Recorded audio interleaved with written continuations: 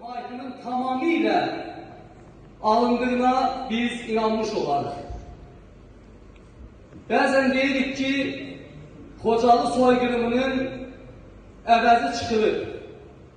Xeyr, Xocalı soyqırımında ermənilər cinayət törədib, bəşəri cinayət törədib, insanlığa qarşı suç işləyib, günümüzdə tətbiq olunan beynəlxalq hüququn bütün prinsiplərini pozub, Cenevre Konvensiyasını pozub, beynəlxalq bütün təşkilatların ali prinsiplərini pozub, beynəlxalq hüququn 2-ci maddəsinin 4-cü bəndini pozub, ərazinin işğal olunmaması və insanlara qarşı, suçsuz insanlara qarşı amansızlıq tətbiq edilməməsinə qarşı ermənilər hər cür şiddəti törədiblər, hər cür terroru törədiblər və bunun bütün növlərini, amansızlıqlarını Xocalı soyqırımı timsalında görə bilərik.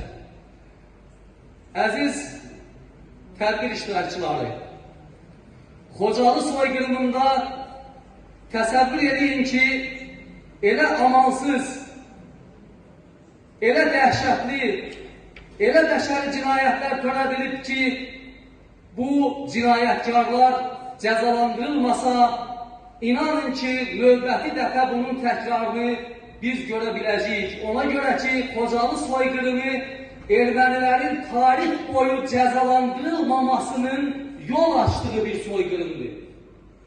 Ona görə ki, ermənilər Osmanlı zamanından Zevi xərabəliyini Kozan qəsəbəsində olan bir qəsəbənin tamamilə yerlə yeksan olunmasını və orada cəmi bir nəfərin xəndəyə düşərək görünməməsi hesabına sağ qalmasını nəzərə alanda biz ermənilərin hörmətli dekanımız Elçin müəllimin dediyi kimi 15-ci ildə, 1918-ci ildə eləcə də SSR-nin sahib olduğu, SSR-nin qurulduğu dövrdə erməni həkimlərinin törətdiyi cinayətləri göz önünə gətirəndə Ağvan Nersesiyanın Vardeniz qəzetinə mən 100 nəfər türk oğlunu, türk uşağını əlimlə öldürdüyüm üçün xoşbəxtəm dediyini göz önünə alanda, eləcə də Qarabağdakı ermənilərin həkimlərindən bəhs edirlər. Hansı ki, həkim andına bunlar necə and içirlər?